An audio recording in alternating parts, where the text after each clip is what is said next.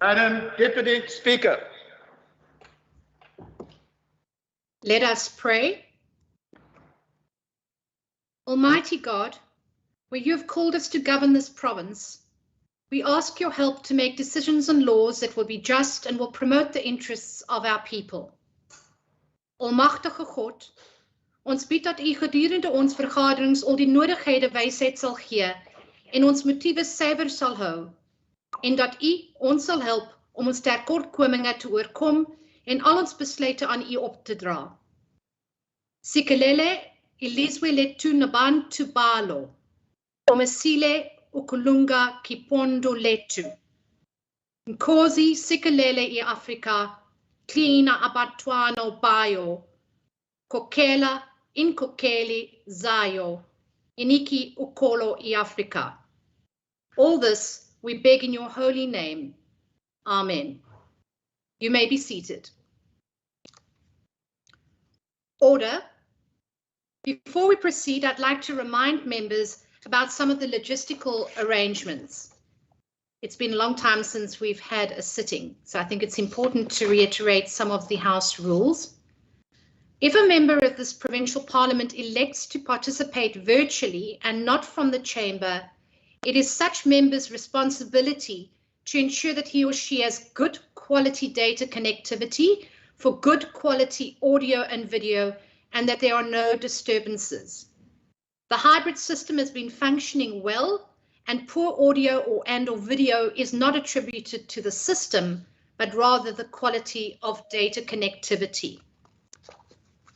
All members, your mics have been muted, and for those that are participating in the sitting, you're requested to please use the raise your hand function when you desire to raise a point of order. And honourable members are reminded that no interjections are permitted during this hybrid sittings, and in this regard, I draw to the attention of the honourable members to Rule 40 of our standing rules. I now recognise the Chief Whip. Thank you, Madam Deputy Speaker.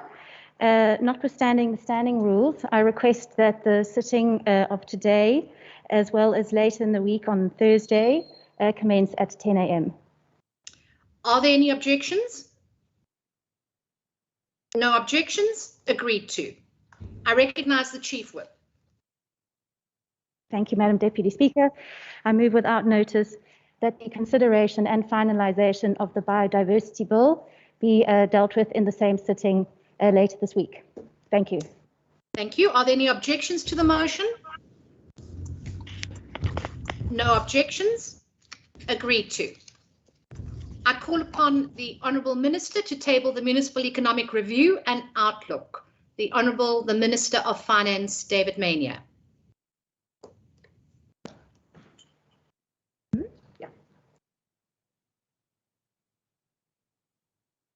Thank you, Honourable Deputy Speaker. Honourable Speaker and Deputy Speaker, Honourable Premier and Cabinet colleagues, Honourable Leader of the Opposition, Honourable Leaders of Opposition parties, Executive Mayors and Deputy Mayors, Honourable Members of the Western Cape Parliament, Members of the Consular Corps, Heads of Department, Municipal Managers, special guests, and of course, most importantly, the people of the Western Cape. Speaker, it was supposed to be a quiet day because in the war between the virus and the vaccine was winning. But the new Minister of Health, Joe Pachler, was in a hurry because he was in a race against time. News appeared to have been leaked, and so he hastily convened a really unplanned press conference. And that really unplanned press conference, the minister revealed to the world that a new variant had been discovered called B.1.1.529. to provide what he referred to as proper information, we were told that the new variant, I quote, did surprise us, that the new variant demonstrated a big jump in evolution, may have enhanced transmissibility, and may be able to invade innate immunity, that the new variant may already be circulating quite widely and was not isolated to Gauteng, and finally that the new variant was a serious concern and posed a major challenge to South Africa.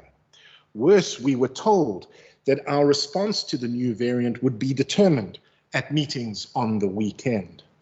Not surprisingly, the really unplanned press conference was followed by global headlines screaming, "New super variant from South Africa," which in turn triggered market meltdowns, travel bans, cancelled flights, postponed bookings, stranded passengers, lost revenue, and lost jobs in South Africa, which goes to show just how dangerous a combination of first-rate science and third-rate communication can be for South Africa.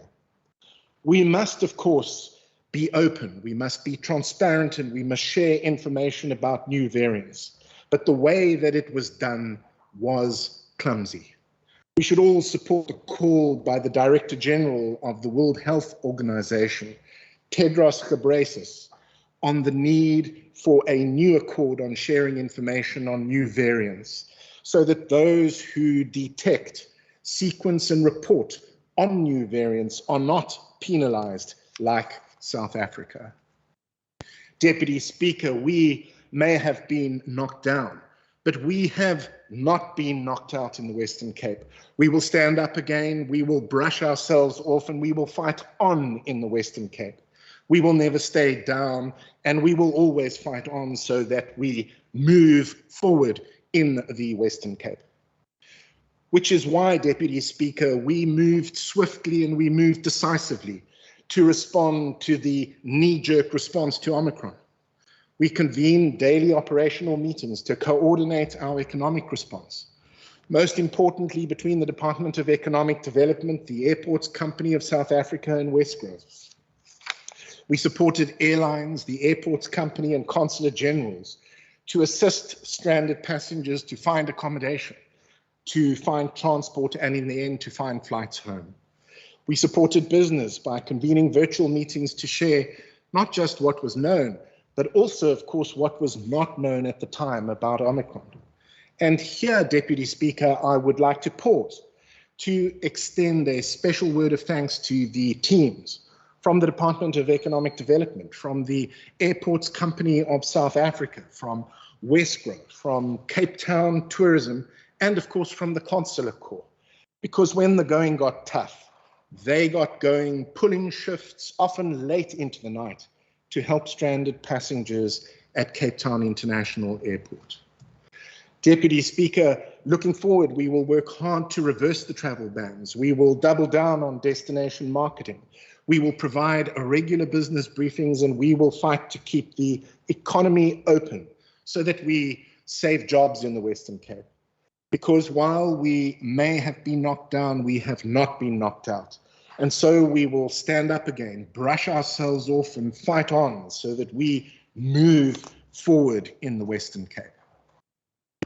Deputy Speaker, we do not know the full economic impact of travel bans, but we do know that a snap poll of 856 businesses in the tourism and hospitality sector, mostly in Cape Town, the Garden Route, and the Cape Winelands, revealed that 78% of businesses had cancellations from clients in December 2021, that 60% of businesses had cancellations from clients in January 2022, and that 32% of businesses had cancellations from clients in February 2022. Worse, about 41% of businesses estimated that they lost more than 100,000 Rand as a result of the travel bans. So we say here and now to the international community, reverse your travel bans. which are ineffective and which are killing jobs in the Western Cape. To quote a number of eminent scientists in a recent article published in an influential scientific journal, The Lancet, on the 3rd of December 2021, and I quote, "By their nature, SARS-CoV-2 variants are several steps ahead of the international travel curve. Once community transmission of an airborne virus is occurring, travel restrictions have little effect." Deputy Speaker, what we do know with absolute certainty about Omicron is that its timing is terrible, because we are in deep economic trouble and we face significant budget crunches in South Africa. We expect to spend 75.8 billion rand in 2022-23, 73.4 billion rand in 2023-24, and 76.2 billion rand in 2024-25 in the Western Cape. However, our provincial equitable share, which makes up 75% of our provincial revenue, will take an 8.4 billion rand knock in real terms because of below inflation increases over the medium term, and record a net decrease of 540.5 million rand over the medium term, following an initial 1.2 billion rand decrease as a result of an adjustment to the health component of the provincial equitable share formula for the Western Cape, which comes at precisely the moment when spending pressures on healthcare are most acute in the Western Cape. To be fair, Deputy Speaker, the provincial equitable share will be increased by 1.45 billion in 2022-23 for compensation of employees following the public sector wage agreement in South Africa.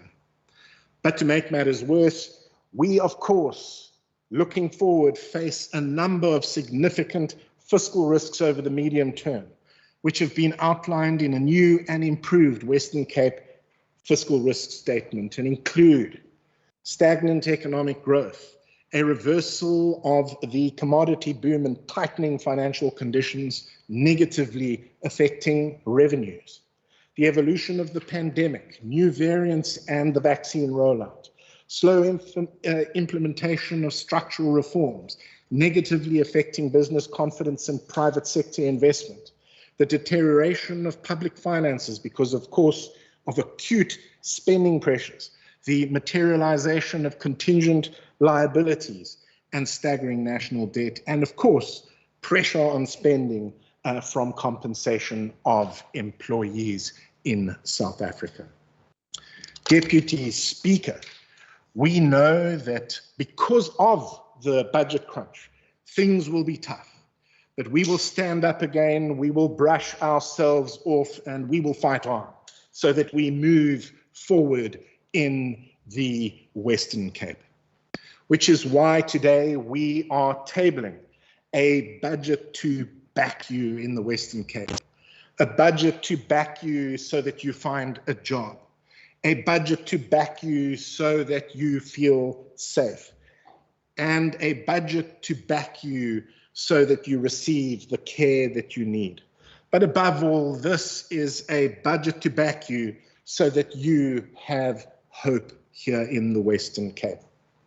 To back you and provide hope for you, the medium-term budget policy statement outlines how resources will be allocated to sustain the fight against the COVID-19 pandemic in the Western Cape, to support jobs, safety and well-being, the three North Stars of the recovery plan, to protect frontline services, including education, health and social development in the Western Cape, to rebalance the composition of expenditure by increasing spending on infrastructure, to support effective and clean municipal government in the Western Cape, to significantly improve the efficiency of spending by driving value for money, to promote transparency of spending on procurement in the Western Cape, to mitigate risks, including droughts, floods, and fire, and finally, to ensure the long-term fiscal sustainability of the Western Cape. Deputy Speaker, we have now lost over 20,000 people as a result of the COVID-19 pandemic in the Western Cape. So today we table a budget to back you to fight the COVID-19 pandemic in the Western Cape. To avoid further lockdowns, we must have an effective vaccination program to vaccinate as many people as fast as possible. A robust health platform with enough beds, with enough oxygen, and with enough healthcare workers to take care of patients. And of course, an effective booster program to support or to provide booster shots to as many qualifying people as fast as possible in the Western Cape.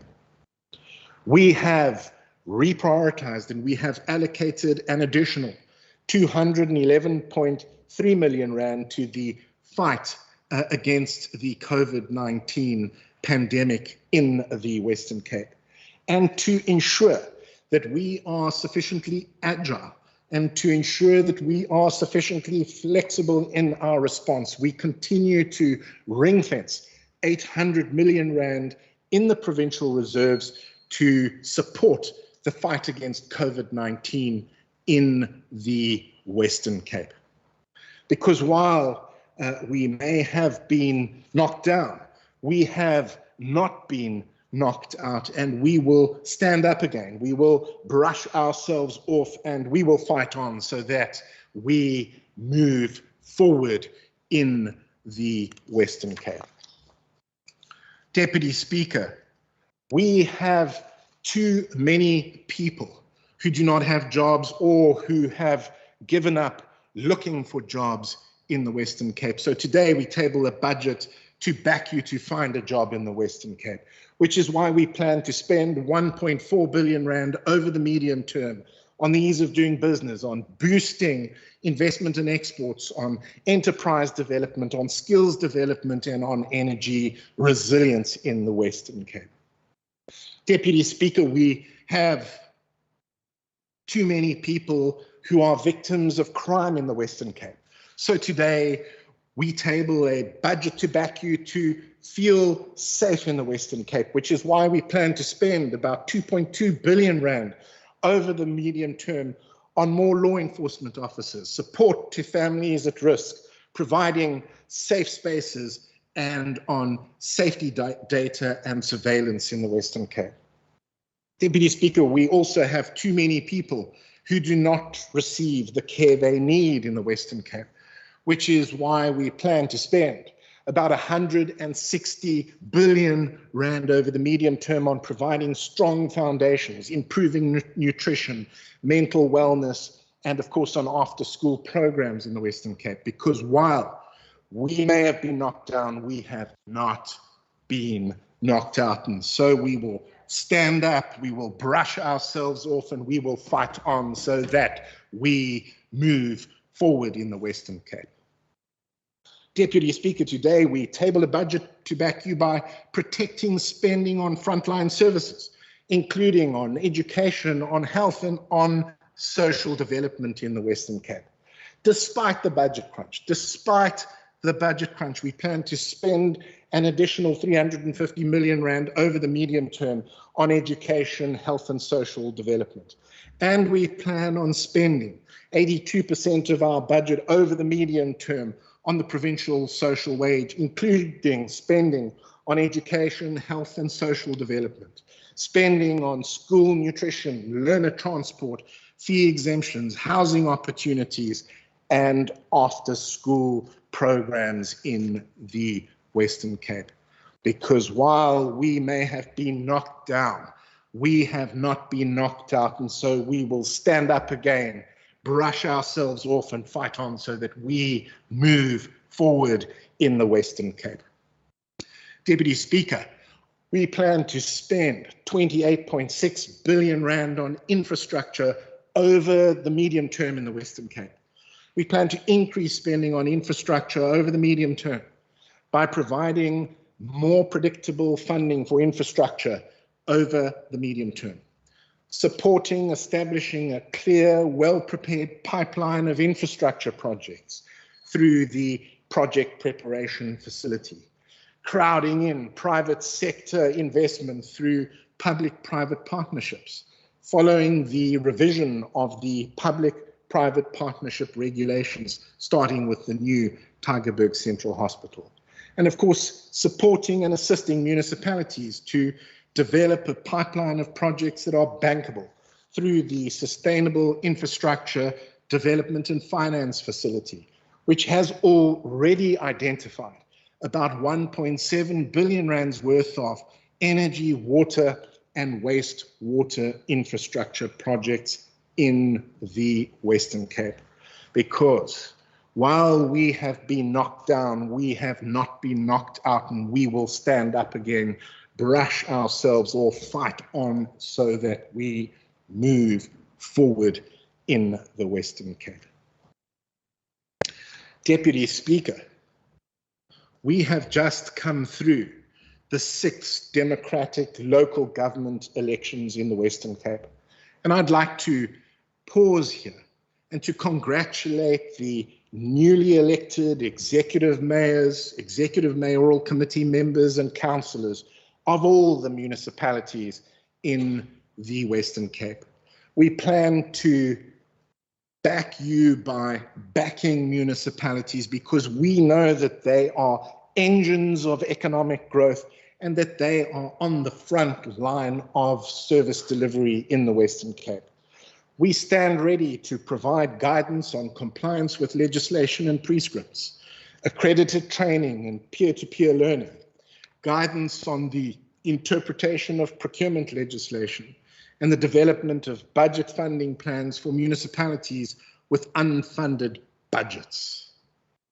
Today, Deputy Speaker, we also tabled the 2021 Municipal Economic Review and Outlook, which is a world-class document stacked with data that is packaged in a user-friendly and visually appealing manner, designed specifically to support planning and budgeting in municipalities in the Western Cape.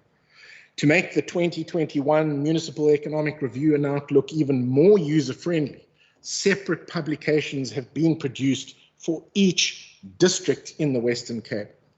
We will also not hesitate to take strong action in terms of the Constitution and legislation if municipalities do not back you in the Western Cape. So we have acted to strengthen our provincial guardrails by allocating an additional 15 million rand over the medium term to increase municipal capacity building and support initiatives, and by allocating an additional 15 million rand over the medium term to increase the capacity of legal services and forensic services in the Western Cape. Deputy Speaker, we are also committed to making sure that increases in expenditure are matched by corresponding increases in efficiency in the Western Cape, because we must ensure that every cent of the public's money is spent wisely. We have, in line with the new framework for achieving spending efficiency in a fiscally constrained environment, begun introducing expenditure reviews to assess the efficiency, effectiveness, and performance of selected programs, which include learner support, commuted overtime, foster care services, skills development, and broadband in the Western Cape. Speaker, we are deeply committed to ensuring clean government in the Western Cape. So we are very proud to have recently published the 17th, say again, the 17th monthly edition of the Procurement Disclosure Report for the period 01 October 2021 to 31 October 2021. And the third, I repeat, third quarterly procurement disclosure report for the period 01 July 2021 to 30 September 2021.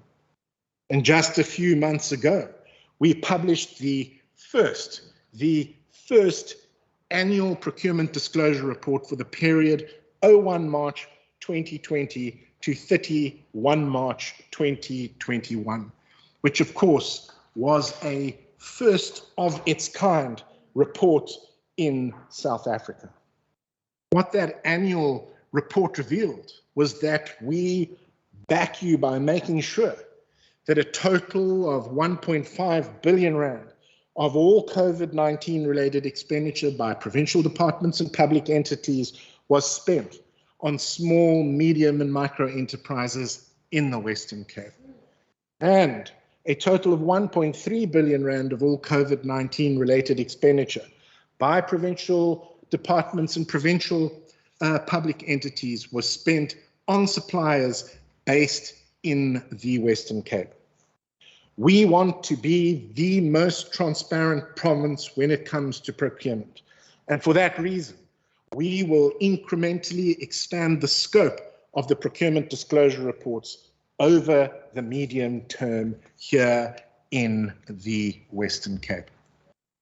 Deputy Speaker, we must also, of course, be prepared to back you to deal with risks such as droughts, floods and fires. And for that reason, we have allocated additional funding to enhance the Disaster Management Centre, as well as allocated about 379 million rand in 2022-23, 432 million rand in 2023-24, and 292 million rand in 2024-25 for unforeseen and unavoidable expenditure in the Western Cape.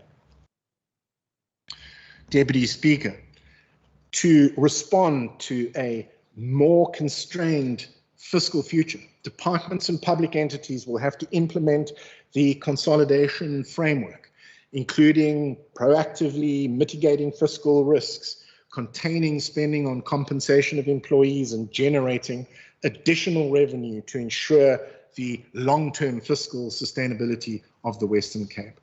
To support the departments and public entities that are backing you, we have established, as you may know, a fiscal transition support facility to support once-off upfront investment in new service delivery models that will result in long-term reductions in expenditure for the Western Cape.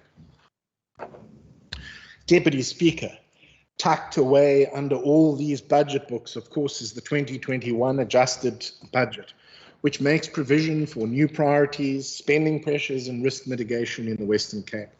The 2021 adjusted budget makes provision for a net additional allocation of 1.49 billion rand, including, most importantly, an additional 603 million rand for the Presidential Youth Initiative to employ general school assistants, healthcare workers and social workers, an additional 1.1 billion rand for compensation of employees as a result of the public sector wage agreement, and an additional 35 million rand in national conditional grant allocations, including 20 million rand for the HIV, TB, malaria and community outreach grant, and 17.2 million rand for the early childhood development grant here in the Western Cape.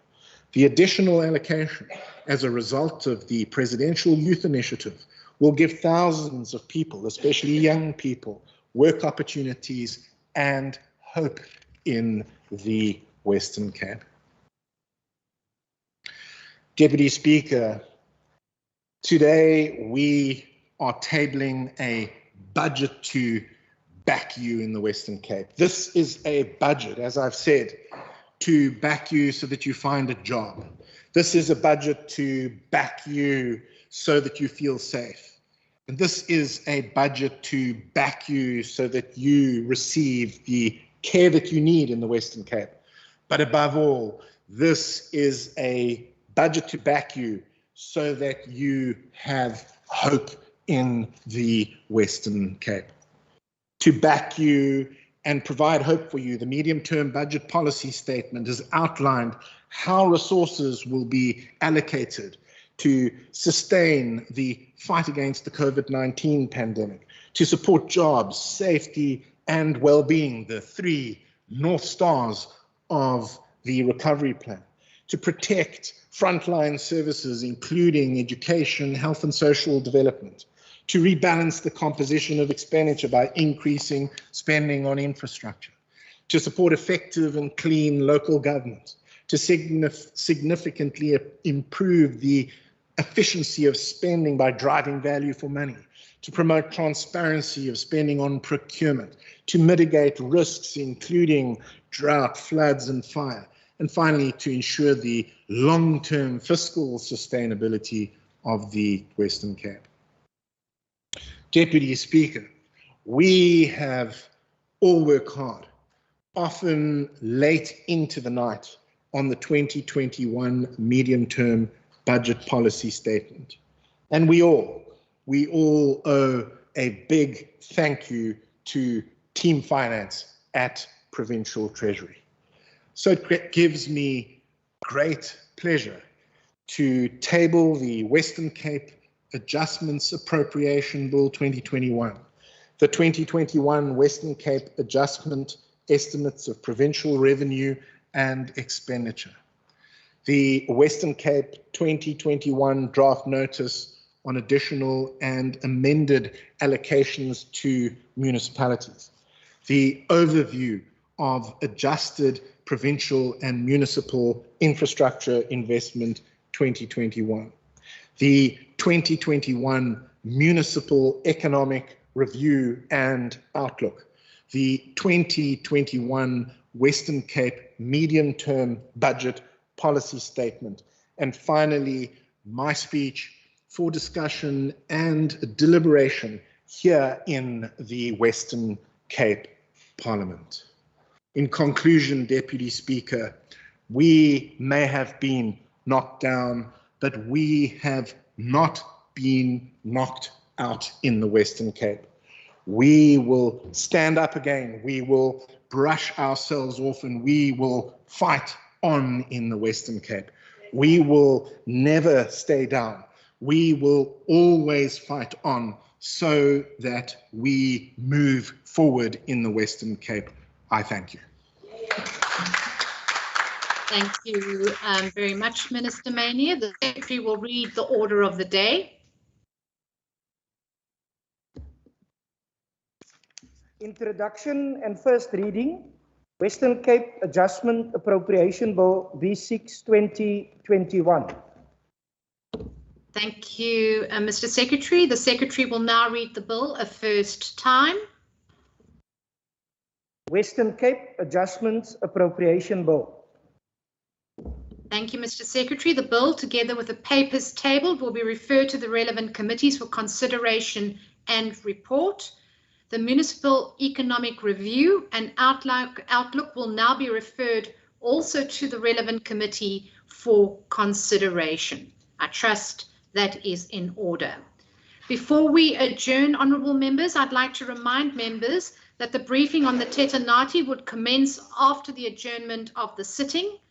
This concludes the business of the day. The Secretary will now end the meeting and all members will be exited from the sitting. The House is adjourned.